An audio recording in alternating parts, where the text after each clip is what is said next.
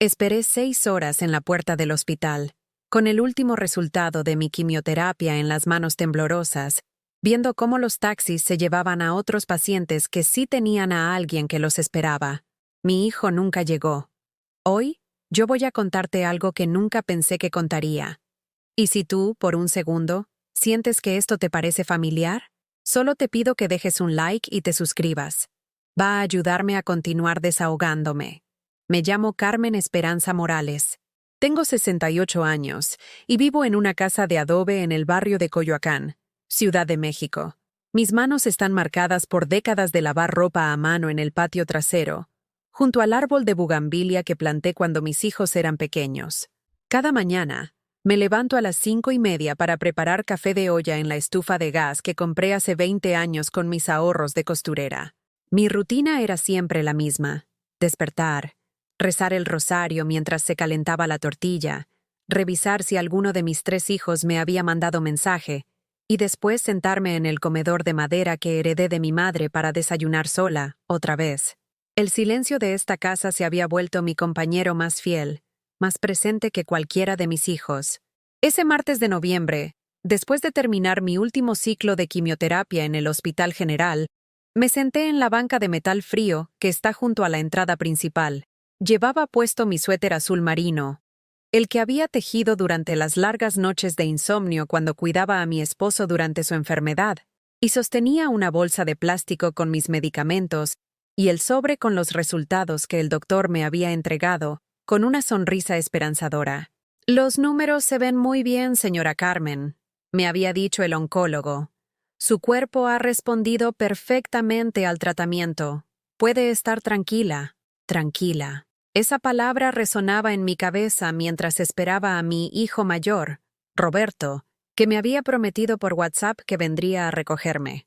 «Claro que sí, mamá. Termino esta junta y voy por ti. Vamos a celebrar que ya terminaste con todo esto». Había comprado 2 conchas en la panadería La Esperanza, que está cruzando la calle del hospital. Una de chocolate y otra de vainilla. Las favoritas de Roberto cuando era niño, y me acompañaba a hacer mandados por todo el centro de la ciudad. Recordaba cómo se le iluminaban los ojos cuando yo le compraba una concha después de las citas médicas con el pediatra. Pero ahora, Roberto tenía 42 años. Era gerente de una empresa de telecomunicaciones.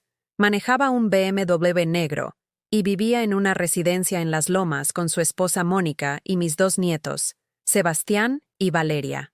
Ellos también habían cambiado. Antes corrían hacia mí gritando «¡Abuelita!» cuando llegaba a visitarlos. Ahora apenas levantaban la vista de sus tablets. Pasó 1 hora, después 2. El sol se había ocultado detrás de los edificios del centro histórico, y la temperatura comenzó a bajar. Saqué mi teléfono, un celular sencillo que Roberto me había regalado el año pasado, y marqué su número. «El número que usted marcó se encuentra fuera del área de servicio o apagado». Intenté con Patricia, mi hija de 38 años, que trabajaba como contadora en una empresa de Polanco. Ella vivía con su esposo Javier en un departamento moderno en la colonia Roma Norte, sin hijos, siempre ocupada con cursos de yoga, cenas con clientes y viajes de fin de semana a Cuernavaca. «Mami, ¿qué pasó?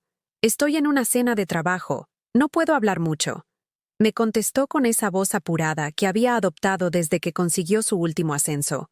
«Hija, terminé la quimio y Roberto iba a venir por mí, pero no ha llegado. Ya son las 7 de la noche. Ay, mamá, seguro se le complicó algo en la oficina. Tú ya sabes cómo es. Mejor tómate un taxi y mañana hablamos. ¿Sí? Te tengo que colgar». El teléfono quedó en silencio. Miré hacia la entrada del hospital, donde otras familias se abrazaban y celebraban. Una señora de mi edad salió del brazo de su hijo, quien cargaba un globo que decía «Felicidades». Una pareja joven empujaba una silla de ruedas donde iba sentado un hombre mayor, y todos reían mientras caminaban hacia el estacionamiento. Y yo seguía ahí, sentada en esa banca fría, sosteniendo las conchas que ya se habían endurecido, y sintiendo cómo la esperanza se me escapaba del pecho como el aire de un globo roto. Intenté llamar a Miguel, mi hijo menor de 35 años, que vivía en Guadalajara trabajando como ingeniero. Él siempre había sido el más cariñoso, el que todavía me llamaba mamita y me mandaba fotos de sus viajes de trabajo. Bueno, mamá, ¿cómo te fue en el hospital? Bien, mijo. Ya terminé todo el tratamiento. Pero tu hermano no vino por mí y ya es muy tarde. ¿Tú crees que... Ay, mamá, me encantaría ir por ti, pero estoy en Monterrey por trabajo. ¿No puedes pedirle a Patricia? O mejor, tómate un Uber, ¿no? Yo te deposito para que no gastes. Uber, taxi, camión, cualquier cosa menos que uno de mis hijos se tomara la molestia de venir por su madre después de 6 meses de tratamiento contra el cáncer. Cuando colgué, me quedé viendo las conchas dentro de la bolsa de papel. Recordé todas las veces que había esperado a estos mismos hijos. En la escuela cuando se enfermaban, en las obras de teatro escolares donde siempre llegaba 1 hora antes para conseguir el mejor lugar, en los partidos de fútbol donde gritaba sus nombres hasta quedar ronca. Recordé las noches que me quedé despierta cuidando a Roberto cuando tuvo varicela, como Patricia lloraba en mis brazos cada vez que terminaba con un novio durante la preparatoria, como Miguel me buscaba para platicarme sus problemas con los amigos de la universidad.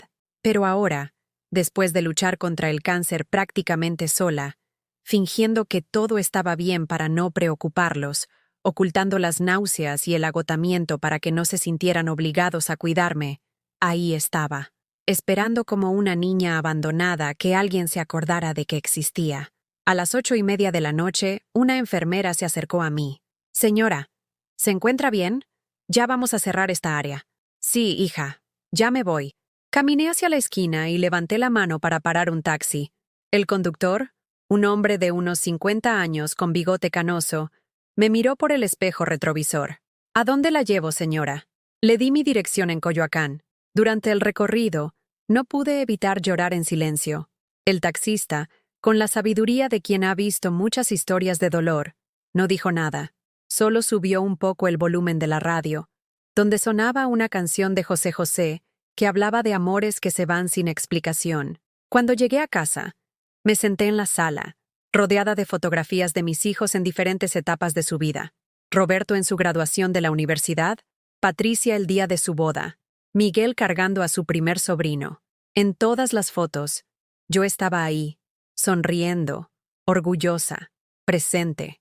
Pero ahora, cuando más necesitaba que ellos estuvieran presentes para mí, había descubierto una verdad que me dolía más que todos los efectos secundarios de la quimioterapia.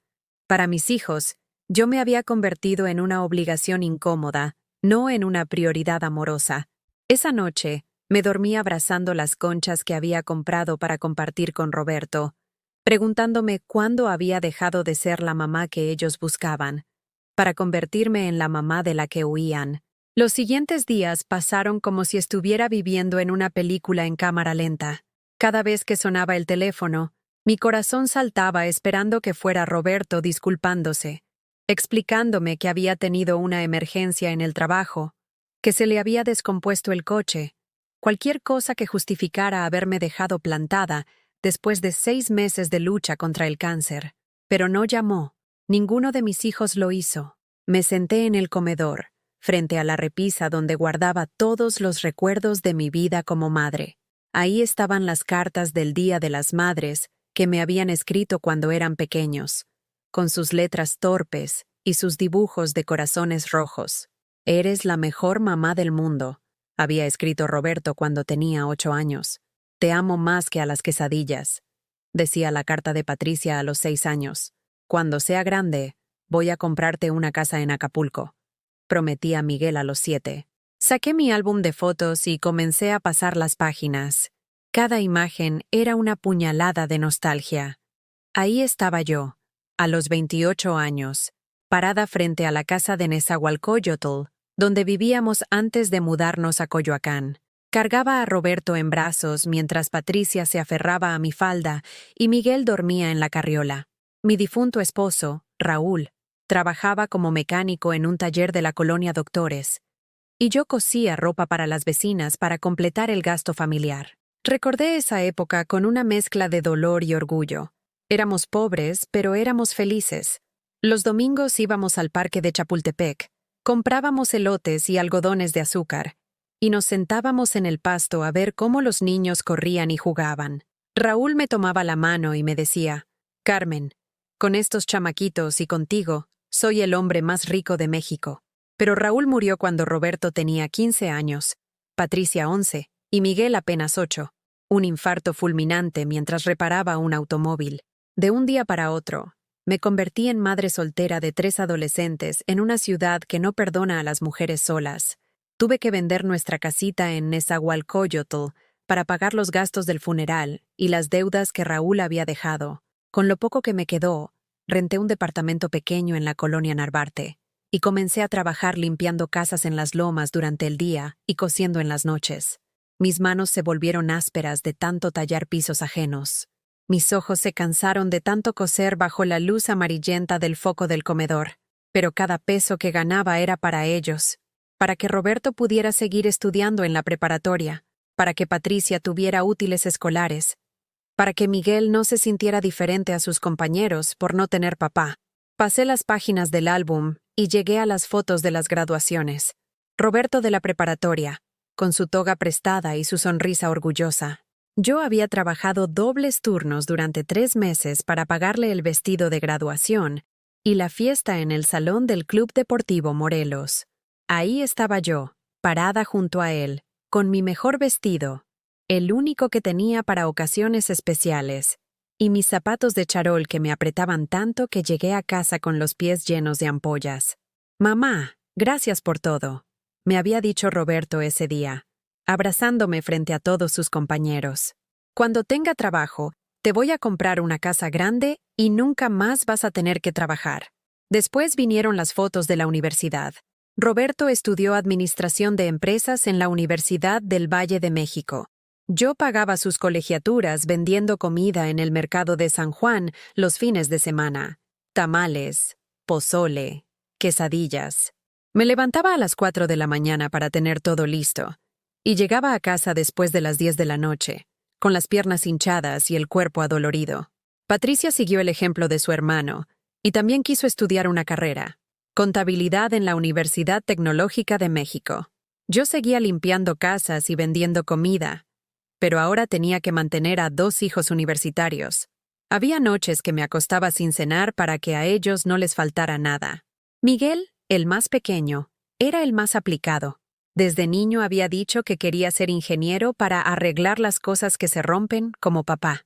Cuando llegó su turno de estudiar, yo ya tenía 52 años y mi cuerpo comenzaba a resentir tantos años de trabajo pesado. Pero seguí adelante.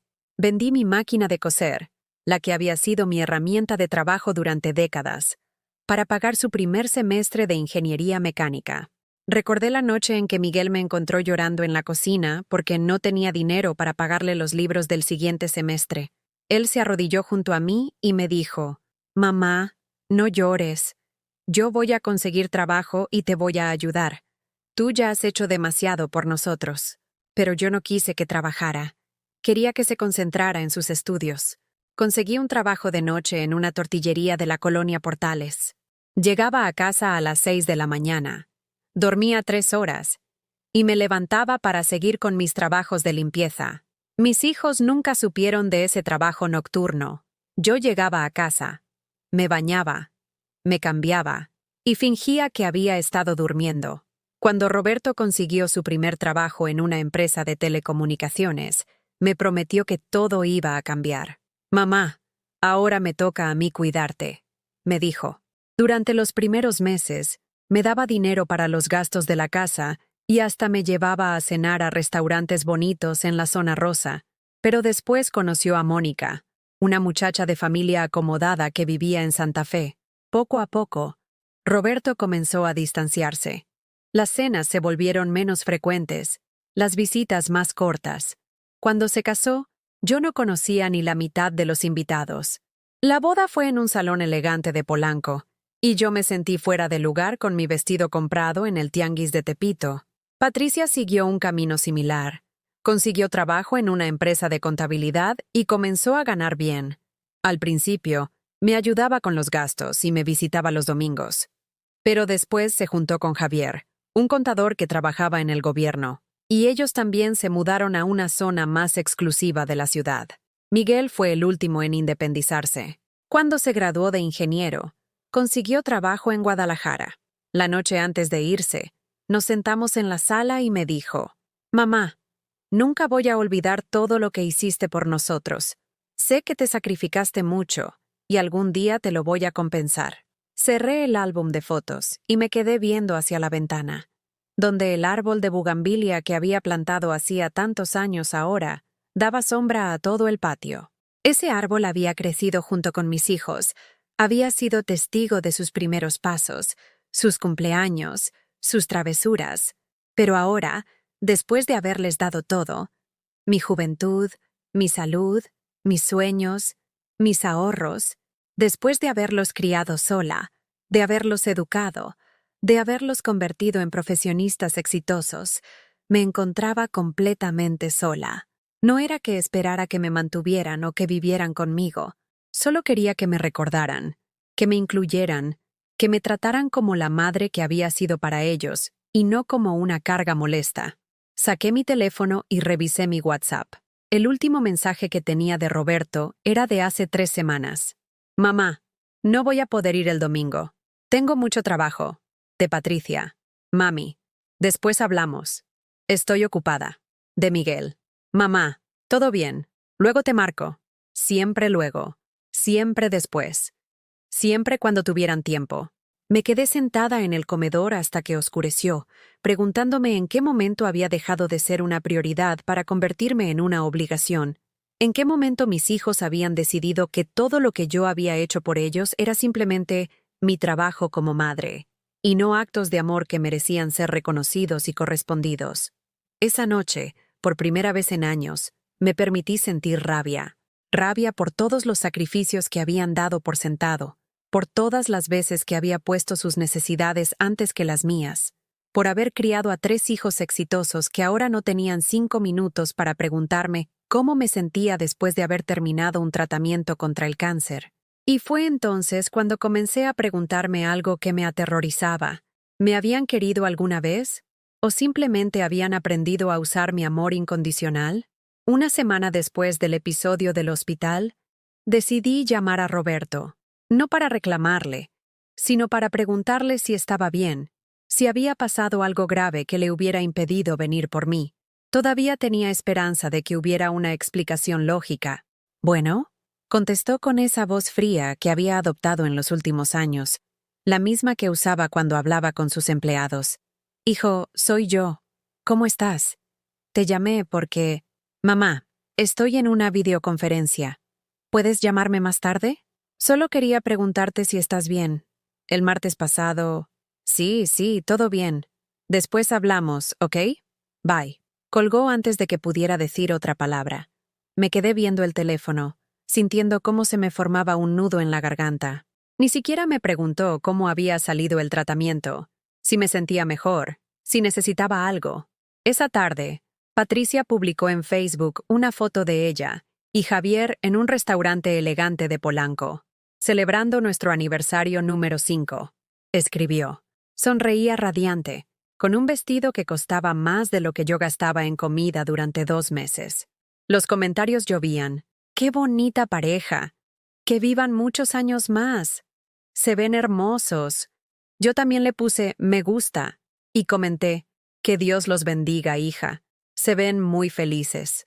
Pero mi comentario se perdió entre los otros 50 mensajes de felicitación.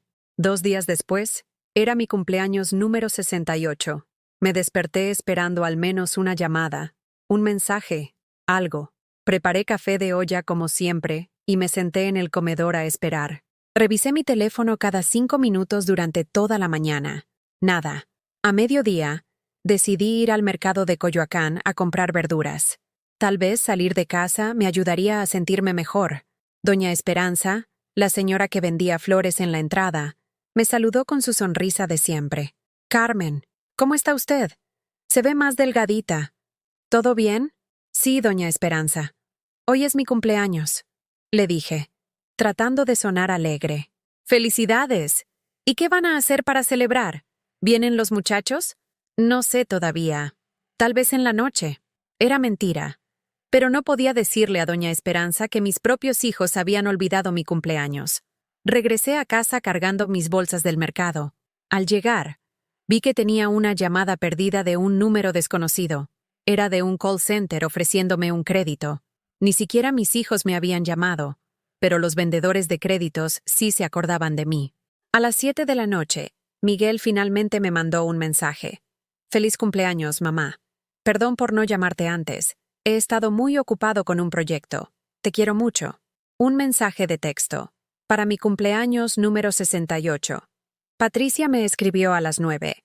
«Feliz cumple, mami. Disculpa, se me había olvidado que era hoy. Mañana te hablo, ¿sí?» Se le había olvidado. Como si fuera el cumpleaños de una conocida lejana, no de la mujer que la había cargado en brazos durante noches enteras cuando tenía fiebre. Roberto no me escribió nada, ni ese día, ni al siguiente. Pasé mi cumpleaños sola, comiendo un pedazo de pastel que había comprado en la panadería de la esquina. Un pastel individual, de esos que venden para una persona. Mientras lo comía, recordé todos los cumpleaños que les había celebrado a ellos cuando eran niños. Las piñatas que hacía con papel periódico y engrudo. Las fiestas en el patio de la casa donde invitaba a todos los niños del barrio. Los pasteles que encargaba aunque tuviera que ajustar el presupuesto del mes. Pero ahora, en mi cumpleaños, estaba sola con un pastel individual y el silencio de una casa vacía. 3 semanas después, me enteré de algo que me partió el alma. Mi vecina, la señora Rosa, me contó que había visto a Roberto en el centro comercial Santa Fe con su familia. Estaban comprando juguetes para los niños, cargando bolsas de tiendas caras, riéndose y pasándola bien. «Se veían muy contentos», me dijo doña Rosa. Los niños estaban emocionados con no sé qué juguete nuevo. Su nuera también cargaba muchas bolsas. Mientras Roberto no tenía tiempo ni para preguntarme cómo había salido mi tratamiento, sí tenía tiempo para pasear por centros comerciales comprando cosas que no necesitaba. Esa misma tarde, decidí revisar las redes sociales de Mónica, la esposa de Roberto. Nunca lo había hecho antes, pero la curiosidad y el dolor me llevaron a hacerlo. En su Instagram encontré fotos de toda la familia en un restaurante elegante de Polanco, celebrando que Sebastián había ganado un torneo de tenis en su club deportivo. «Estamos tan orgullosos de nuestro campeón», escribió Mónica. «Cena familiar para celebrar. Familia unida. Orgullosos. Bendiciones de la vida. Familia unida». Pero yo no estaba en ninguna foto. Ni siquiera sabía que mi nieto había ganado un torneo. Ni siquiera sabía que jugaba tenis. Seguí revisando sus fotos. Vacaciones en Cancún el mes pasado. Una cena de cumpleaños de Mónica donde toda su familia estaba presente. La graduación de Valeria del 1º de primaria, donde aparecían los papás de Mónica, sus hermanos, sus sobrinos. Una gran celebración familiar. Pero yo no estaba en ninguna de esas fotos. Era como si no existiera. Cerré el teléfono sintiendo una mezcla de dolor y rabia que nunca había experimentado. No solo me ignoraban, sino que tenían una vida llena de celebraciones y momentos especiales de los cuales yo estaba completamente excluida. Al día siguiente, tomé una decisión. Llamé a Roberto. «Bueno», contestó con esa voz que ya me resultaba extraña. «Roberto, soy tu mamá. Necesito hablar contigo. ¿Qué pasó? ¿Estás bien? Quiero que vengas a la casa. Necesitamos platicar». «Ay, mamá, está súper difícil. Tengo mucho trabajo y los niños tienen actividades. ¿No puede ser por teléfono? Roberto, hace 3 meses que no vienes a verme. Te estoy pidiendo que vengas una tarde». Está bien. El domingo voy, pero no puedo quedarme mucho tiempo». El domingo llegó a las 5 de la tarde. Venía solo, sin Mónica ni los niños. Se sentó en la sala como si estuviera visitando a una desconocida, checando constantemente su teléfono. «¿Qué querías platicarme, mamá?» «Hijo, siento que me estás olvidando. Hace semanas que terminé la quimioterapia y ni siquiera me preguntas cómo me siento. Me enteré por tu vecina que celebraron el torneo de Sebastián y ni siquiera sabía que juega tenis. Mamá, no exageres. Yo siempre estoy pendiente de ti. Roberto, me dejaste esperando 6 horas en el hospital». «¿6 horas? Ay, mamá, te dije que se me complicó el trabajo. Además, tú pudiste tomar un taxi perfectamente». «No se trata del taxi, Roberto. Se trata de que tu mamá acababa de terminar un tratamiento contra el cáncer y necesitaba a su hijo. Mamá, ya no somos niños. Yo tengo responsabilidades. Tengo una familia que mantener. Tengo trabajo. No puedo estar corriendo cada vez que tú necesites algo. Cada vez que tú necesites algo. Como si pedirle a mi hijo que me recogiera del hospital después de un tratamiento contra el cáncer fuera un capricho. Roberto, yo también tuve responsabilidades cuando ustedes eran pequeños. Trabajé 3 trabajos para que pudieras estudiar. Nunca te fallé. Mamá, por favor no empieces con lo mismo de siempre. Sí, ya sabemos que te sacrificaste mucho, pero eso era tu obligación como madre. Nosotros no te pedimos que hicieras todo eso. Sus palabras me cayeron como un balde de agua fría. Eso era tu obligación como madre. No te pedimos que hicieras todo eso. ¿Obligación? Le pregunté con la voz quebrada. Sí, mamá. Los papás tienen la obligación de cuidar a sus hijos, de darles educación, de mantenerlos. Tú hiciste lo que tenías que hacer. Roberto, yo no tenía obligación de vender mi máquina de coser para pagarte la universidad. No tenía obligación de trabajar de noche en la tortillería para que no te faltara nada. Mamá, ya déjate de dramas. Yo nunca te pedí que trabajaras de noche. Tú decidiste hacerlo. Se paró del sillón y se dirigió hacia la puerta. Me tengo que ir. Mónica me está esperando. Prometimos llevar a los niños al cine. Roberto, espera. Mamá, después hablamos. Pero ya no quiero que me hagas sentir culpable por tener mi propia vida. Se fue sin despedirse. Sin un abrazo, sin siquiera voltear a verme. Me quedé sentada en la sala, viendo la puerta por donde había salido el hijo que yo había criado con tanto amor, el hijo por el que había sacrificado mi juventud, mi salud, mis sueños. Esa noche, me senté en mi cama y lloré como no había llorado nunca, ni siquiera cuando murió Raúl, porque cuando murió mi esposo, sabía que había sido por una enfermedad, no por decisión propia. Pero esto era diferente. Mi hijo había decidido que yo no era importante. Había decidido que todo lo que yo había hecho por él era simplemente mi obligación, y no actos de amor que merecían ser correspondidos. Por primera vez en mi vida, me permití pensar algo que me aterrorizaba. Tal vez había criado a un hijo egoísta.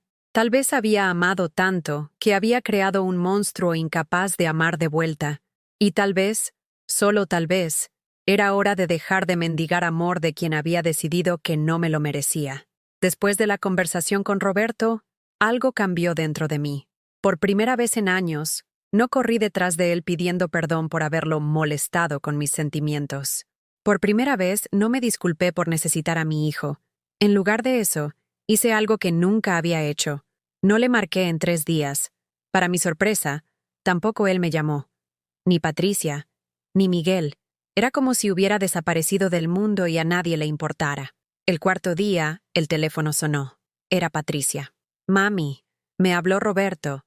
Dice que te pusiste muy dramática el domingo y que le dijiste cosas muy feas. ¿Y cosas feas? ¿Pedirle a mi hijo que me visite es decir cosas feas? Ay, mamá, tú sabes cómo es Roberto. Está muy estresado con el trabajo. Además, Mónica está embarazada otra vez y él anda muy preocupado por los gastos. Mónica estaba embarazada, y yo me enteraba por Patricia, no por mi propio hijo. ¿Desde cuándo lo sabías? Le pregunté. Desde hace como 1 mes. Pensé que Roberto ya te había dicho. 1 mes. Iba a ser abuela otra vez, y nadie había tenido la cortesía de contármelo. ¿Patricia? ¿Tú también piensas que todo lo que hice por ustedes era mi obligación? Ay, mamá, ¿tú también me vas a reclamar a mí? Mira, yo no tengo tiempo para dramas. Tengo una junta muy importante mañana y necesito prepararme. No estoy siendo dramática, Patricia. Estoy preguntando si me quieren o si solo me ven como una obligación. Claro que te queremos, mamá, pero ya estamos grandes. Tenemos nuestras propias vidas. No podemos estar pegados a tu falda como cuando éramos niños. Pegados a su falda. Como si pedirles que me visitaran de vez en cuando fuera pedirles que vivieran conmigo. Patricia, yo no les pido que vivan conmigo, solo que me recuerden de vez en cuando. Mamá, nosotros sí te recordamos. Te hablamos, te preguntamos cómo estás. ¿Cuándo fue la última vez que me visitaste? Silencio del otro lado de la línea. Patricia, te estoy preguntando. Pues, No me acuerdo exactamente, pero te hablo seguido. La última vez que viniste a verme fue en diciembre, para pedirme que te prestara dinero para el enganche de tu coche nuevo. Mamá, no me hagas sentir culpable. Yo trabajo muchísimo. Tengo una vida muy demandante. Yo también trabajé muchísimo cuando ustedes eran pequeños, y siempre encontré tiempo para ustedes. Ay, mamá, otra vez lo mismo. Ya basta. Mira, si vas a estar con este drama, mejor no hablamos. Y colgó. Mi propia hija me colgó porque le dije que me sentía olvidada. Esa noche, Miguel me llamó desde Guadalajara. Al principio pensé que era para preguntarme cómo estaba, pero pronto me di cuenta de que Roberto y Patricia ya le habían hablado. «Mamá, ¿qué está pasando?» Me habló Patricia muy alterada. Dice que estás muy rara últimamente. ¿Rara? ¿Estar triste porque mis hijos me ignoran es estar rara? Mamá, no seas injusta. Nosotros no te ignoramos. Yo te hablo cada semana. Miguel, hace 3 semanas que no me llamas. Y cuando lo haces, son 5 minutos porque siempre tienes prisa. Mamá, es que el trabajo está muy pesado. Tengo mucha responsabilidad aquí. Miguel, cuando tú tenías 5 años y te daba fiebre, yo me quedaba despierta toda la noche cuidándote. No importaba si tenía que trabajar al día siguiente. Mamá, pero yo era un niño. Necesitaba cuidados. Tú ya estás grande. Ya no necesitas que te cuidemos como a una niña. No necesito que me cuiden como a una niña, Miguel. Necesito que me quieran como a su madre. Claro que te queremos, mamá. Pero el amor no se demuestra estando pegados todo el tiempo. Miguel, yo no les pido que estén pegados a mí. Les pido que me incluyan en sus vidas, que me cuenten las cosas importantes, que me visiten de vez en cuando. Ay, mamá, tú siempre has sido muy dramática. Desde que éramos niños, siempre exagerando las cosas. Dramática. Ahora resulta que preocuparme por ellos, sacrificarme por ellos, y ahora pedirles un poquito de atención era ser dramática. Miguel, ¿tú también piensas que todo lo que hice por ustedes era mi obligación? Mamá, no pongas palabras en mi boca. Yo nunca dije eso, pero lo piensas. Mamá, mira, creo que necesitas mantenerte ocupada. Por eso te pones a pensar cosas raras. ¿Por qué no te metes a algún grupo de la iglesia? ¿O a clases de algo? Te haría bien socializar con personas de tu edad. Personas de mi edad. Como si yo fuera una anciana que necesitara entretenimiento para no molestar a sus hijos exitosos. Miguel, yo no necesito entretenimiento. Necesito a mis hijos. Mamá, nosotros estamos aquí, pero no podemos dedicarte todo nuestro tiempo. No les pido todo su tiempo. Les pido un poquito de su amor. Mamá, ya no quiero hablar de esto. Mañana tengo una presentación muy importante y necesito descansar. Miguel, mamá, te tengo que colgar. Mañana te hablo. Otro hijo que me colgaba. Otro hijo que tenía cosas más importantes que hacer que hablar con su madre. Al día siguiente, recibí un mensaje de WhatsApp de Roberto. Mamá, hablé con Patricia y Miguel. Estamos preocupados por ti. Creemos que necesitas ayuda psicológica. Estás teniendo ideas muy raras y nos estás culpando de cosas que no son ciertas. Ideas raras. Ayuda psicológica.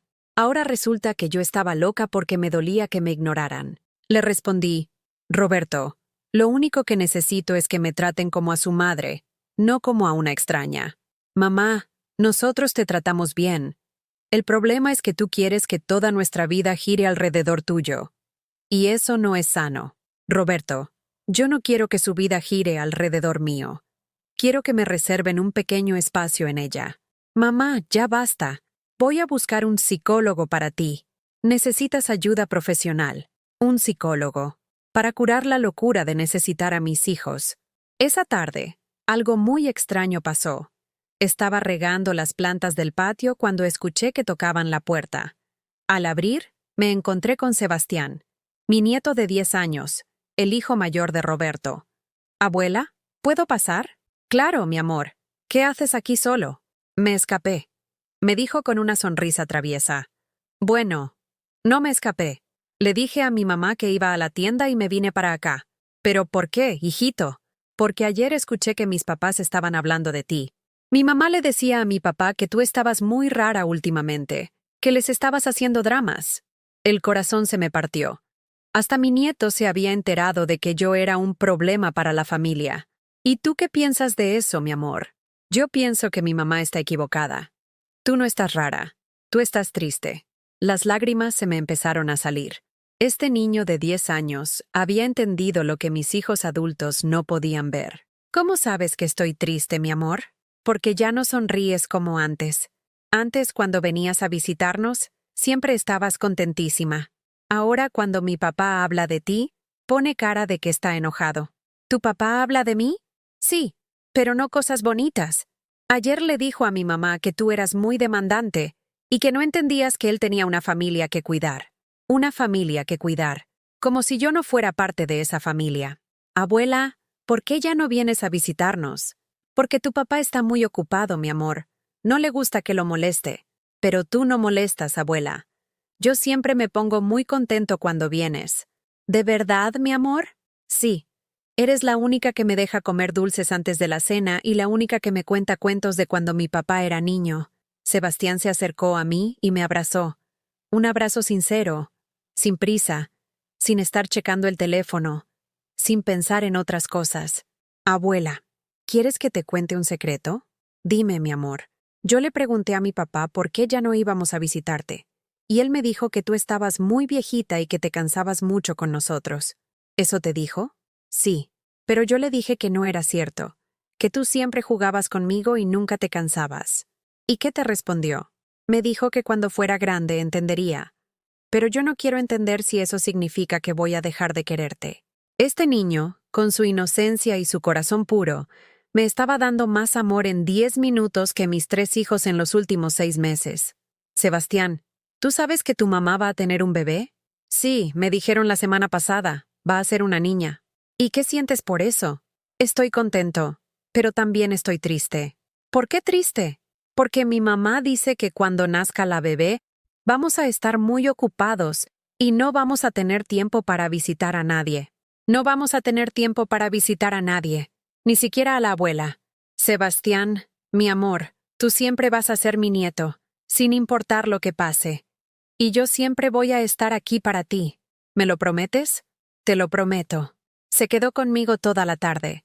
Jugamos lotería, le preparé quesadillas con queso Oaxaca, sus favoritas, y le conté historias de cuando su papá era niño. Reímos, platicamos, compartimos. Cuando llegó la hora de que se fuera, me dijo, «Abuela, ¿puedo venir a visitarte otra vez?» «Claro que sí, mi amor, cuando quieras. Aunque mi papá diga que no. Sebastián, tu papá te quiere mucho. Él solo está confundido ahorita». ¿Confundido de qué? De cómo demostrar que nos quiere. Se fue con una sonrisa. Pero yo me quedé pensando en algo que me aterrorizaba. ¿Qué iba a pasar cuando Roberto se enterara de que Sebastián había venido a visitarme? ¿También me iba a prohibir ver a mi nieto? Esa noche, tomé una decisión que cambiaría todo. Por primera vez en mi vida, no iba a esperar a que mis hijos me buscaran. No iba a mendigar su atención. No iba a disculparme por necesitarlos. Era hora de que aprendieran lo que se sentía vivir sin mí. A la mañana siguiente, hice algo que nunca había hecho en 68 años de vida. Decidí pensar en mí primero. Me levanté temprano, como siempre, pero en lugar de revisar mi teléfono esperando algún mensaje de mis hijos, lo dejé sobre la mesita de noche y fui a prepararme el café más rico que había tomado en años. Café de olla con canela, el que a mí me gustaba. No el aguado que siempre hacía porque a Roberto le parecía muy dulce. Mientras esperaba que hirviera el agua, miré por la ventana de la cocina hacia el patio. Las plantas de mi jardín estaban descuidadas. Había estado tan ocupada preocupándome por la atención de mis hijos que había dejado de cuidar las cosas que realmente me daban paz. Después de desayunar, tomé una decisión que me dio tanto miedo como libertad. Cambié mi número de teléfono. Fui a la oficina de Telcel, en el centro de Coyoacán, y le expliqué a la muchachita que me atendió que necesitaba un número nuevo. Ella no preguntó por qué. Quizás vio algo en mi cara que le hizo entender que no era una decisión fácil. ¿Quiere conservar sus contactos, señora?, me preguntó. No, respondí sin dudar. Quiero empezar completamente nuevo. Por primera vez en años, nadie podría localizarme cuando se les ocurriera. Nadie podría interrumpir mi paz con reclamos sobre por qué no contestaba inmediatamente. Nadie podría hacerme sentir culpable por no estar disponible las 24 horas del día. El silencio de mi teléfono nuevo se sintió como una bendición. Esa tarde, hice algo que no había hecho en décadas. Fui al salón de belleza, no para arreglarme para algún evento familiar, porque ya no me invitaban a ninguno, sino para mí, para sentirme bien conmigo misma. Doña Lupita, la estilista que tenía su local en la avenida Universidad, me recibió con sorpresa. «Ay, señora Carmen, ¿cuánto tiempo sin verla? ¿Cómo está?» «Bien, doña Lupita. Quiero cambiar mi look. Algo diferente». «¿Diferente cómo?» «No sé. Algo que me haga sentir nueva». Doña Lupita me miró con complicidad. Había visto pasar por su salón a muchas mujeres que necesitaban un cambio para sanar algo por dentro. «¿Qué le parece si le corto el cabello? Un bob a la altura del hombro, bien moderno. Y le pongo unos reflejos dorados para que se vea más juvenil. ¿Usted cree que me vea bien? Señora, usted se va a ver hermosa. Pero más importante, se va a sentir hermosa». Mientras doña Lupita trabajaba en mi cabello, me contó de otras clientas que habían llegado como yo, buscando un cambio después de alguna crisis familiar. ¿Sabe qué he aprendido en todos estos años, señora Carmen? Que las mujeres nos olvidamos de nosotras mismas cuando estamos cuidando a otros. Nos volvemos invisibles hasta para nosotras mismas. ¿Y cómo se recupera una de eso? Poquito a poco, empezando por cosas pequeñas, como cortarse el cabello, como comprarse un vestido nuevo, como salir a caminar sin rumbo fijo. Cuando terminó, no me reconocí en el espejo. La mujer que me veía tenía cabello corto y brillante. Se veía fresca, moderna, con vida. No parecía la señora abandonada que había estado esperando migajas de amor de sus hijos. «¿Le gusta?», preguntó doña Lupita. «Me encanta», respondí, y era verdad. Por primera vez en años, me gustaba lo que veía en el espejo. Salí del salón y caminé por las calles de Coyoacán con una sensación extraña. Me sentía liviana, como si hubiera dejado atrás una carga pesada. No tenía prisa por llegar a casa porque no tenía que estar disponible para nadie. No tenía que esperar llamadas que nunca llegaban. Entré a la librería Gandhi que está en la plaza principal. Hacía años que no compraba un libro para mí. Siempre había gastado mi dinero en regalos para mis hijos, en comida para cuando venían a visitarme, en cosas que necesitaban pero nunca pedían directamente. Elegí una novela que había visto recomendada en una revista, Como agua para chocolate, de Laura Esquivel, una historia sobre una mujer que encontraba la libertad a través de la cocina, que expresaba sus emociones prohibidas en cada platillo que preparaba. Esa noche, por primera vez en años, no cené pensando en lo que les gustaría a mis hijos. Preparé lo que a mí me daba la gana, unos chilaquiles verdes con pollo, bien picosos, como a mí me gustaban, y como nunca los hacía porque a Patricia le parecían muy grasosos. Mientras comía, leí mi libro nuevo. La historia de Tita, la protagonista, me recordó a mí misma, una mujer que había vivido para servir a otros, que había sacrificado su propia felicidad por mantener unida a la familia. Pero a diferencia de Tita, yo no iba a esperar a que me dieran permiso para ser feliz. A los 3 días de mi nuevo número, empezaron a llegar las consecuencias. Doña Rosa, mi vecina, me tocó la puerta. «Carmen, ¿está usted bien? Su hijo Roberto vino ayer muy preocupado preguntando por usted. Dice que no le contesta el teléfono». «Estoy perfectamente bien, doña Rosa. Solo cambié mi número». «Ah, pero se veía muy alterado. Dice que está muy preocupado porque usted no responde sus mensajes». «¿Mensajes? ¿Desde cuándo Roberto me manda mensajes?» «Pues eso me dijo. Que le ha estado escribiendo y que usted no le contesta». «Mentira. Roberto no me había escrito un solo mensaje desde nuestra última conversación. Pero ahora que no me encontraba, de repente estaba preocupado.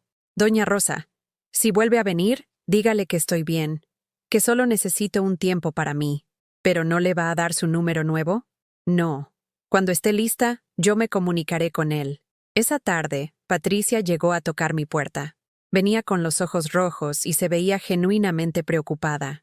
«Mamá, ¿por qué no contestas el teléfono? Llevamos 3 días tratando de comunicarnos contigo.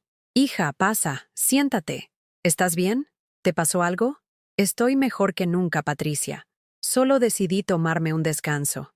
¿Un descanso de qué? De esperar que me llamen. De estar siempre disponible para ustedes cuando a mí me ignoran la mayor parte del tiempo. Ay, mamá, otra vez vas a empezar con eso. Nosotros sí te hablamos. Patricia, la última vez que me hablaste fue para colgarme porque no querías escuchar que me sentía sola. Es que tú siempre estás igual, mamá. Siempre quejándote de que no te visitamos, de que no te llamamos. ¿Sabes qué, hija? Tienes razón. Siempre estoy quejándome. Por eso decidí dejar de hacerlo. ¿Cómo que decidiste dejar de hacerlo? Decidí dejar de pedirles atención. Decidí dejar de esperar sus llamadas. Decidí dejar de sufrir porque no me incluyen en sus vidas. Patricia me miró como si hubiera dicho algo incomprensible. Pero entonces, ¿qué vas a hacer? Voy a vivir mi vida, Patricia. Voy a hacer las cosas que me gustan. Voy a cuidar mi jardín. Voy a leer. Voy a ir al cine sola si se me antoja. ¿Al cine sola? Mamá, ¿qué van a pensar las personas? No me importa lo que piensen las personas, hija. Me importa lo que piense yo. Mamá, creo que estás pasando por una especie de crisis. ¿Quieres que te ayude a buscar un psicólogo? No necesito un psicólogo, Patricia. Necesitaba encontrarme a mí misma, y creo que lo estoy logrando. Mamá, nos tienes muy preocupados. Roberto no ha dormido bien desde que no sabemos nada de ti. ¿Ah, no? ¿Y cuándo se preocupó Roberto por cómo dormía yo después de que me dejó esperando 6 horas en el hospital? Patricia se quedó callada. Por primera vez, no tuvo una respuesta lista, una justificación para el comportamiento de su hermano.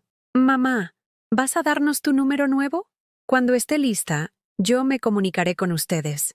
¿Pero cuándo va a ser eso? No lo sé, hija. Tal vez en unos días, tal vez en unas semanas, tal vez cuando sienta que me van a llamar porque realmente quieren saber de mí, no porque se sienten culpables. Patricia se fue sin entender lo que estaba pasando, pero yo sí lo entendía. Por primera vez en años, no estaba esperando nada de nadie. No estaba pendiente del teléfono. No estaba planificando mi día alrededor de la posibilidad de que alguno de mis hijos me necesitara. Esa noche, por primera vez en años, dormí 8 horas completas sin despertarme a revisar el teléfono, sin preguntarme si alguno de mis hijos habría tratado de comunicarse conmigo, sin angustiarme por estar perdiendo algo importante. Desperté sintiéndome descansada, renovada, como si hubiera despertado de un sueño muy largo donde había estado viviendo la vida de otra persona. Y por primera vez en mucho tiempo, tenía ganas de vivir mi propio día, no el día que mis hijos esperaban que yo viviera. La libertad, descubrí, comenzaba con una decisión muy simple: dejar de estar disponible para quien no valoraba mi disponibilidad. Y esa libertad se sentía mejor de lo que había imaginado. Una semana después de cambiar mi número, llegó el momento que sabía que tenía que llegar. Era sábado por la mañana cuando escuché voces fuertes en la puerta de mi casa. No tocaron el timbre. Golpearon la puerta como si fuera una emergencia. Al abrir, me encontré con los tres: Roberto, Patricia y Miguel. Por primera vez en años estaban los tres juntos. Qué ironía que hubiera tenido que desaparecer para lograr reunir a mis hijos. Mamá, ¿qué carajo está pasando contigo?, gritó Roberto antes de que pudiera siquiera saludarlos. Buenos días, hijos. Pasen. No, mamá. No vamos a pasar hasta que nos expliques por qué nos tienes como locos buscándote, dijo Patricia con los ojos hinchados de llorar. Porque decidí tomarme un descanso de ustedes. ¿Un descanso de nosotros? ¿Estás loca? Roberto estaba fuera de sí. Llevamos una semana sin saber nada de ti. ¿Tienes idea de lo preocupados que hemos estado? ¿Preocupados?, les pregunté con una calma que hasta a mí me sorprendió. ¿Dónde estaba esa preocupación cuando me dejaste esperando 6 horas en el hospital, Roberto? ¡Otra vez con lo mismo! Ya te expliqué que se me complicó el trabajo. ¿Y dónde estaba esa preocupación cuando se les olvidó mi cumpleaños? Mamá, no exageres. Te felicitamos por mensaje, dijo Patricia. Un mensaje, después de las 9 de la noche, porque se les había olvidado. Miguel, que había estado callado, se acercó a mí. Mamá, entendemos que estés molesta, pero desaparecer así no es la solución. Nos tienes muy preocupados. ¿Preocupados por mí o preocupados por quedar como malos hijos? ¿Qué quieres decir con eso?, preguntó Roberto. Que en una semana que no saben nada de mí, han venido más veces a buscarme que en los últimos 6 meses. Es que ahora es diferente, mamá. No sabíamos si te había pasado algo, dijo Patricia. ¿Y antes no les importaba si me pasaba algo? Los 3 se quedaron callados. Por primera vez, no tenían una respuesta lista. Pasen, les dije finalmente. Creo que es hora de que tengamos la conversación que debimos tener hace mucho tiempo. Se sentaron en la sala como 3 niños regañados. Roberto no dejaba de mover la pierna. Patricia se mordía las uñas y Miguel miraba el piso. Quiero que me expliquen algo. Comencé, sentándome frente a ellos. ¿Ustedes me quieren? Claro que te queremos, mamá, dijeron los 3 al mismo tiempo. Entonces explíquenme por qué me tratan como si fuera una molestia. Nosotros no te tratamos como una molestia, dijo Roberto. Roberto, la última vez que viniste a verme, me dijiste que todo lo que hice por ustedes era mi obligación. ¿Eso es cómo se trata a alguien que quieres? Mamá, yo no dije eso. Sí lo dijiste. Dijiste que los papás tienen la obligación de cuidar a sus hijos, que yo hice lo que tenía que hacer. Pero es cierto, mamá. Los papás sí tienen esa obligación. ¿Obligación? ¿Vender mi máquina de coser para pagarte la universidad era mi obligación? ¿Trabajar de noche en la tortillería para que no te faltara nada era mi obligación? Mamá, nosotros no te pedimos que hicieras eso. Ahí está. Ahí está la frase que me parte el alma. Nosotros no te pedimos que hicieras eso. Me levanté y fui hacia la repisa donde guardaba las fotos de cuando eran niños. ¿Ven esta foto? Es de cuando Roberto tenía 8 años y se enfermó de pulmonía. Estuve 3 días sin dormir cuidándolo en el hospital. ¿Eso era mi obligación? Tomé otra foto. ¿Y esta? Es de cuando Patricia se graduó de la secundaria. Trabajé dobles turnos durante 2 meses para comprarle el vestido que quería. ¿Eso era mi obligación? Mamá, por favor no empieces otra vez con... No, ahora me van a escuchar. Los 3 se sobresaltaron. Nunca me habían escuchado gritarles. ¿Saben qué descubrí esta semana? Que no los necesito tanto como pensaba, que puedo vivir sin esperar sus llamadas, que puedo ser feliz sin mendigar su atención. Mamá, tú no mendigas nuestra atención, dijo Miguel. ¿No? Entonces, ¿cómo le llamas a esperar 6 horas en el hospital? ¿Cómo le llamas a pasar mi cumpleaños sola esperando que se acordaran de mí? Mamá, nosotros sí nos acordamos. Se acordaron después de las 9 de la noche, con un mensaje de texto. Me dirigí hacia el cajón del comedor y saqué algo que había estado guardando por años. Todas las cartas del Día de las Madres que me habían escrito cuando eran niños. Aquí dice, mamá, eres la mejor del mundo. Te prometo que cuando sea grande te voy a cuidar siempre. ¿Quién escribió esto? Roberto miró hacia otro lado. ¿Quién escribió esto, Roberto? Yo. ¿Y esto? Mamá, gracias por todo lo que haces por mí. Algún día te voy a demostrar cuánto te quiero. ¿Quién fue? Yo, susurró Patricia.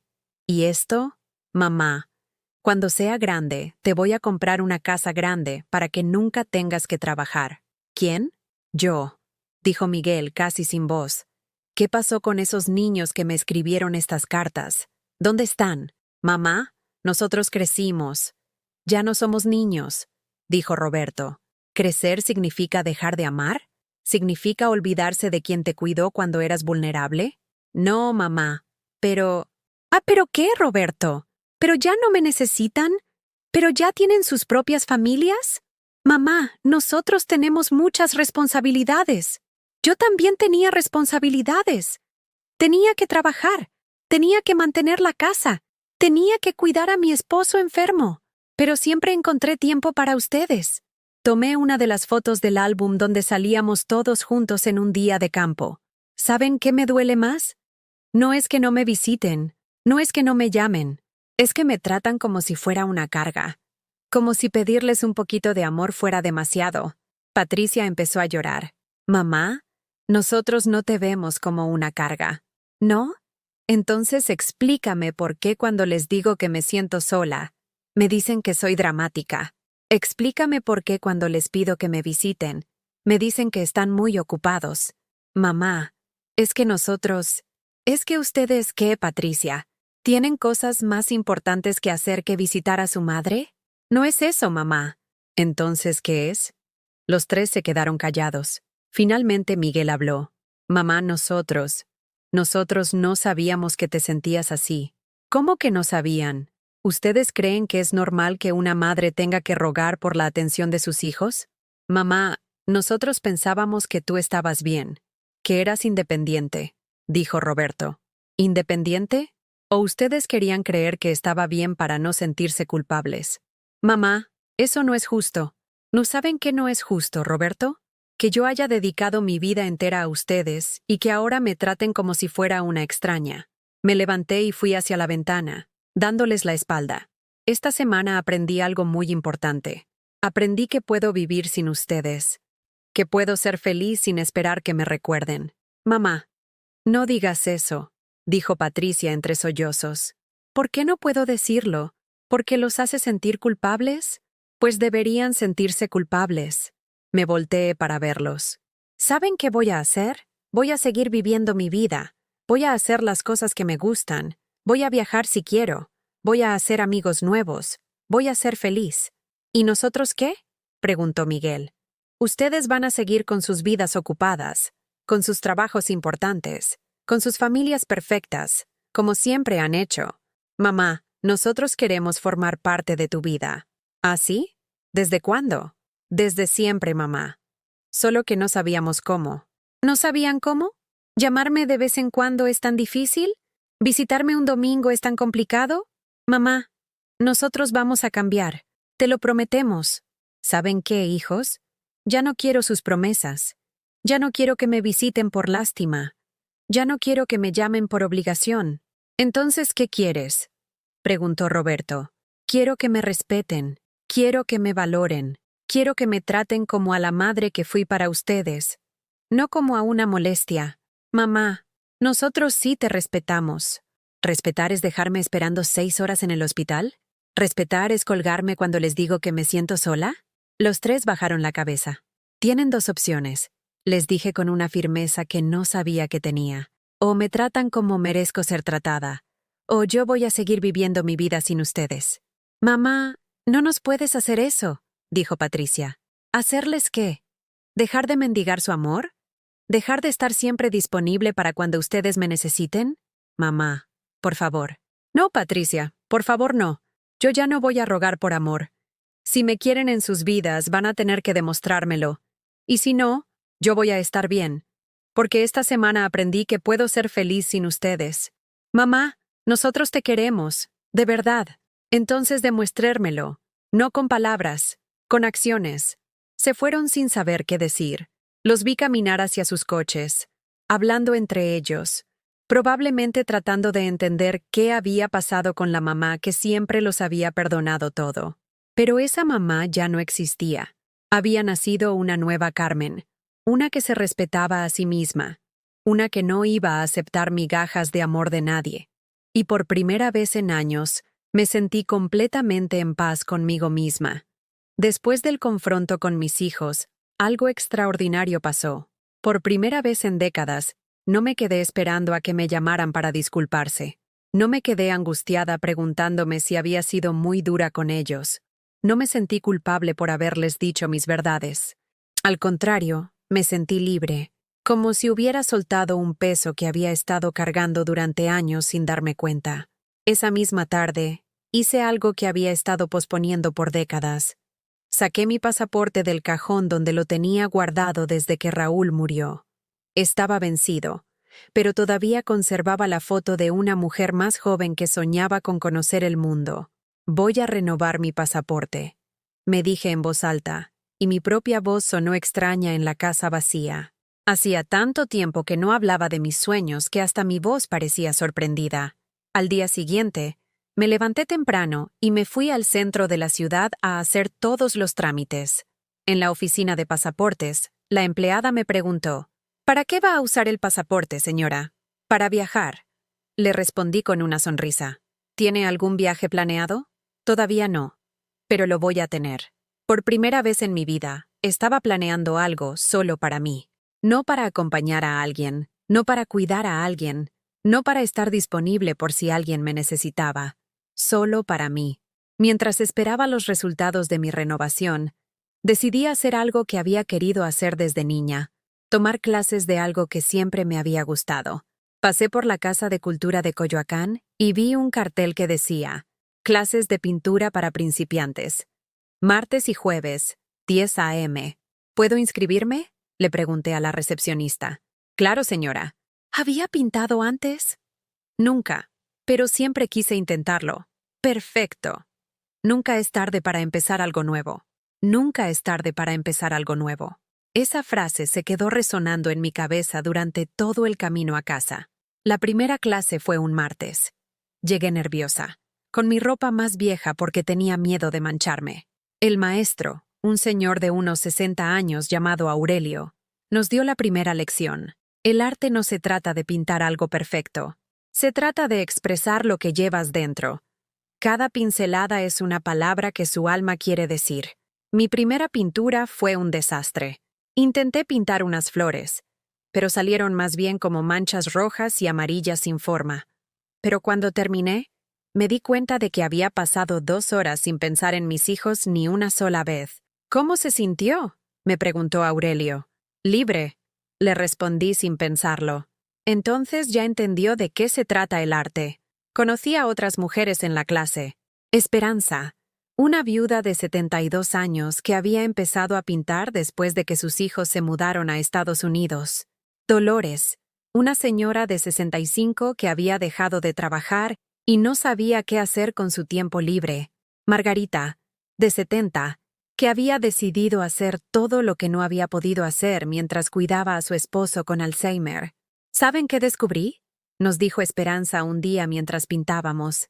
Que durante 50 años yo no sabía ni qué colores me gustaban. Siempre elegía lo que le gustaba a mi esposo, lo que les gustaba a mis hijos. ¿Y ahora qué colores te gustan?, le pregunté. El morado. Me encanta el morado. ¿Quién lo hubiera pensado? Yo descubrí que me gustaba el azul. Todas las tonalidades del azul. Azul cielo, azul marino, azul turquesa. Había algo en ese color que me tranquilizaba, que me hacía sentir como si pudiera respirar profundo por primera vez en años. Durante las siguientes semanas, establecí una rutina completamente nueva. Me levantaba cuando quería, no a las 5:30 como había hecho durante décadas. Desayunaba lo que se me antojaba, iba a mis clases de pintura, caminaba por los jardines de Coyoacán, leía en los cafés de la plaza, y por las noches, en lugar de quedarme viendo telenovelas esperando que sonara el teléfono, me sentaba en mi caballete y pintaba. Pintaba mi jardín, pintaba recuerdos, pintaba sentimientos que no tenía palabras para expresar. Una tarde, mientras pintaba un atardecer en el patio de mi casa, sonó el timbre. Era Sebastián, mi nieto. «Abuela, ¿puedo pasar?» «Claro, mi amor. ¿Qué haces aquí?» «Mi mamá me dijo que fuera a la tienda, pero vine a verte. Quería preguntarte algo». «Dime, hijito». «Mi papá dice que tú estás enojada con nosotros. ¿Es cierto?» Me senté junto a él en el sillón de la sala. «No estoy enojada, Sebastián. Estoy aprendiendo a quererme a mí misma». «¿Ah, eso qué significa?» «Significa que durante muchos años yo pensé que para ser una buena mamá y una buena abuela, tenía que estar siempre disponible para ustedes. Tenía que decir que sí a todo. Tenía que olvidarme de mí misma. ¿Y eso está mal?» «No está mal querer a tu familia, mi amor, pero sí está mal olvidarte de ti mismo. ¿Y ahora ya no nos quieres?» «Los quiero igual que siempre, Sebastián, pero ahora también me quiero a mí». «¿Puedo ver lo que estás pintando?» Lo llevé al patio donde tenía mi caballete.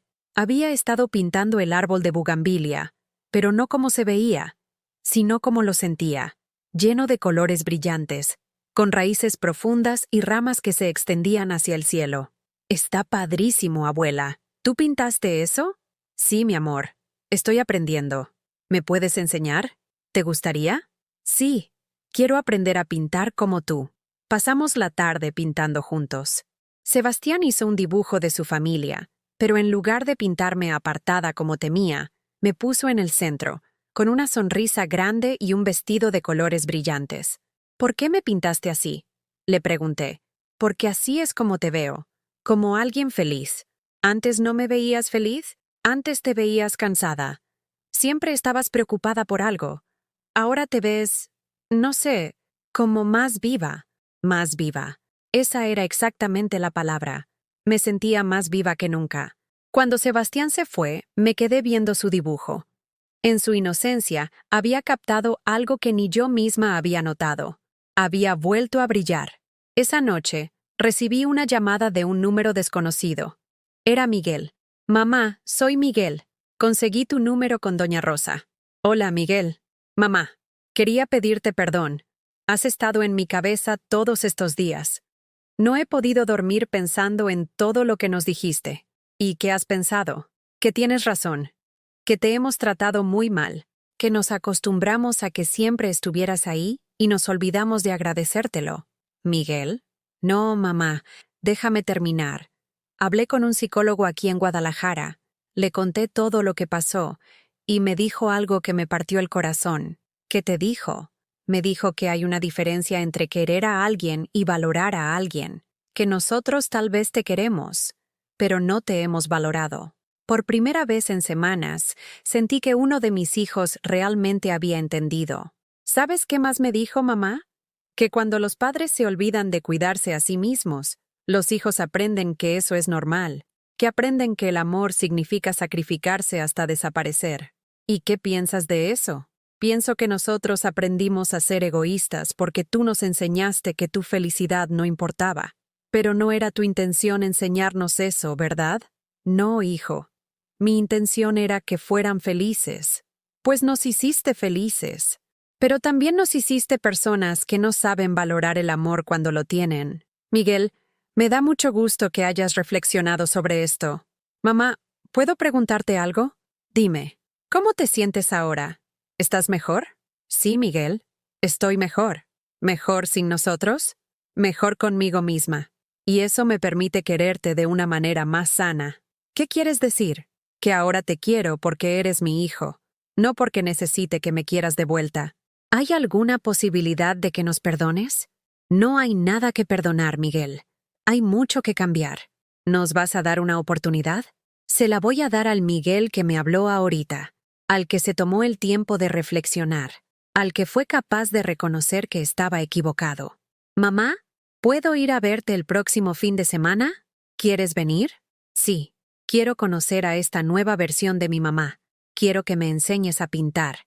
Quiero que me platiques qué has estado haciendo. Estarás bienvenido, hijo. Después de colgar, me quedé sentada en la sala, viendo hacia el patio donde mi caballete esperaba la siguiente pintura. Por primera vez en años, tenía ganas de que llegara el mañana, no porque fuera a recibir una llamada de alguno de mis hijos, sino porque era otro día para descubrir qué más me gustaba hacer, qué más podía aprender, qué más podía crear. Había renacido, y esta nueva Carmen no tenía miedo de brillar. 6 meses después de aquel sábado que cambió mi vida para siempre, estoy sentada en la terraza de un pequeño hotel en San Miguel de Allende, viendo el atardecer mientras pinto en mi cuaderno de acuarelas. El cielo se tiñe de naranjas y rosas que jamás había notado cuando vivía pendiente del teléfono, esperando llamadas que nunca llegaban. Mi pasaporte renovado tiene ahora 3 sellos: San Miguel de Allende, Oaxaca y Mérida. 3 viajes que hice sola, sin pedirle permiso a nadie, sin preocuparme por estar disponible por si alguien me necesitaba. 3 viajes donde descubrí que Carmen Esperanza Morales era una mujer que existía más allá de ser madre, más allá de ser la que siempre daba y nunca recibía. Ayer recibí una llamada de Roberto. Había llamado 4 veces en las últimas 2 semanas, no para pedirme algo, sino para preguntarme cómo estaba. Un cambio radical para el hijo que antes solo me buscaba cuando necesitaba algo. «Mamá, ¿dónde estás ahora?», me preguntó con genuina curiosidad. «En San Miguel de Allende. Estoy tomando un taller de acuarelas». «¿Sola?» «Sola, pero no solitaria. Conocí a gente muy linda aquí. Mamá, me da mucho gusto escucharte así. Se te oye, no sé, diferente». ¿Diferente cómo? Feliz, realmente feliz. Era cierto, era feliz. No la felicidad que fingía antes para no preocupar a nadie, sino una felicidad real, construida desde adentro. Roberto, ¿cómo están los niños? Bien, mamá. Sebastián siempre pregunta por ti. Dice que quiere que le enseñes a pintar más cosas cuando regreses. Claro, me encantaría. Mamá, ¿puedo decirte algo? Dime. Mónica y yo hemos estado yendo a terapia de pareja. No por problemas entre nosotros, sino para entender mejor cómo formar una familia más sana. ¿Y qué han aprendido? Que hemos estado criando a los niños con la idea de que los abuelos están ahí para cuando los necesitamos, pero no para incluirlos realmente en nuestras vidas. ¿Y eso qué significa? Significa que queremos que mis hijos aprendan que tú no eres solo la persona que nos ayuda cuando estamos en problemas. Eres alguien interesante, con tu propia vida, con tus propios sueños. Roberto, me da mucho gusto escuchar eso. Mamá, cuando regreses, ¿te gustaría que saliéramos juntos? Solo tú y yo. No porque necesite algo, sino porque quiero conocer mejor a esta nueva versión de mi mamá. Me encantaría, hijo. Patricia también había cambiado. Hacía 3 semanas había llegado a mi casa con una propuesta inesperada. Mami, Javier y yo estamos pensando en tener hijos, me había dicho. Y queremos pedirte consejo. ¿Qué tipo de consejo? Queremos saber cómo criar niños que sepan valorar a sus padres, que entiendan que ser familia significa cuidarse mutuamente, no solo recibir. ¿De verdad quieres mi consejo? Sí, mami, pero también quiero que seas parte de la vida de mis hijos. No solo la abuela que ayuda en emergencias, sino la abuela que les enseña cosas, que les cuenta historias, que forma parte de sus recuerdos bonitos. ¿Y cómo planeas hacer eso? Queremos que vengas a cenar con nosotros una vez por semana. No para cocinar ni para ayudar, sino para estar ahí, para que mis hijos te conozcan como persona, no solo como la que los consiente. Patricia había empezado a llamarme todos los domingos, no para contarme sus problemas, sino para preguntarme por mis pinturas, por mis viajes, por mis nuevas amigas. Por primera vez en años, nuestras conversaciones no giraban alrededor de lo que ella necesitaba, sino de lo que ambas estábamos viviendo. Miguel había cumplido su palabra. Había venido a visitarme 3 veces desde nuestra conversación telefónica. En su última visita, me había traído algo que me partió el corazón de la manera más hermosa. Mamá, te escribí una carta, me había dicho, pero no es como las que te escribía de niño. Es una carta de adulto que reconoce todo lo que hiciste por mí. La carta decía cosas como: Mamá, ahora entiendo que trabajar de noche en la tortillería no era tu obligación. Era amor. Un amor que yo di por sentado pero que nunca olvidaré. Ahora quiero que sepas que cuando tenga hijos, les voy a enseñar a valorar a su abuela desde el primer día, no hasta que sea demasiado tarde. Pero lo que más me había tocado era la última parte. Mamá, gracias por haber tenido el valor de desaparecer. Gracias por habernos obligado a darnos cuenta de lo que estábamos perdiendo. Gracias por amarte lo suficiente para enseñarnos a amarte también. Ahora, viendo este atardecer en San Miguel de Allende, reflexiono sobre todo lo que ha pasado. No fue fácil llegar hasta aquí. Hubo noches en que me preguntaba si había hecho lo correcto. Hubo momentos en que la soledad se sentía más pesada que el abandono. Pero también hubo mañanas como esta, donde me despierto emocionada por lo que el día me puede traer, donde no tengo que fingir estar bien para no preocupar a nadie, donde puedo ser auténticamente feliz. Mis hijos han cambiado, sí, pero lo más importante es que yo cambié. Aprendí que no puedes enseñarle a la gente a respetarte si tú no te respetas. Aprendí que el amor verdadero no se mendiga, se cultiva mutuamente. Aprendí que ser madre no significa desaparecer como persona. Hace unos días, en mi clase de pintura en Coyoacán, Esperanza me dijo algo que se me quedó grabado. Carmen, ¿te has dado cuenta de que ahora tus hijos te llaman porque quieren, no porque necesitan? Tenía razón. Roberto me llamaba para contarme cómo le había ido en el trabajo. Patricia me mandaba fotos de lugares bonitos que visitaba. Miguel me escribía mensajes contándome cosas graciosas que le pasaban en Guadalajara. Por primera vez en años, mis hijos me buscaban por quién era, no por lo que podía hacer por ellos. Y yo había aprendido a recibirlos desde un lugar de abundancia, no de carencia. Ya no necesitaba desesperadamente su amor para sentirme completa. Ya no esperaba que llenaran vacíos que solo yo podía llenar. Mañana regreso a Ciudad de México. Sebastián me está esperando para que le enseñe a pintar flores. Patricia quiere que la acompañe a elegir cosas para el cuarto del bebé.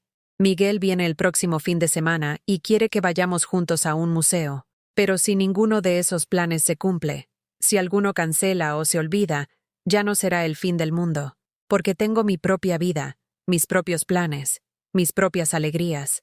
Termino mi acuarela del atardecer y la veo con satisfacción. Los colores se mezclaron de una manera que no había planeado, pero que resultó aún más hermosa de lo que había imaginado. Como mi vida. No salió como había planeado, pero resultó más hermosa de lo que jamás hubiera imaginado. Cierro mi cuaderno de acuarelas y me preparo para regresar a mi cuarto. Mañana será otro día de esta nueva vida que construí con mis propias manos, con mi propia valentía, con mi propia determinación de no conformarme con migajas de amor. Porque aprendí que el amor no es algo que se pide, es algo que se comparte entre personas que se valoran mutuamente. Y por primera vez en mi vida, yo me valoro. Ahora que has escuchado mi historia, quiero preguntarte algo. ¿Has vivido alguna vez una situación similar? ¿O conoces a alguien que haya pasado por esto? Me gustaría que me contaras tu experiencia en los comentarios. Si esta historia te tocó el corazón, si sentiste que hablaba de algo que conoces o que has vivido, déjame tu like y suscríbete al canal. Tu apoyo ayuda a que este mensaje llegue a alguien que tal vez lo necesite escuchar hoy, porque todos merecemos ser amados y valorados, sin tener que mendigar por ese amor. Y nunca es tarde para aprender a amarnos a nosotros mismos primero.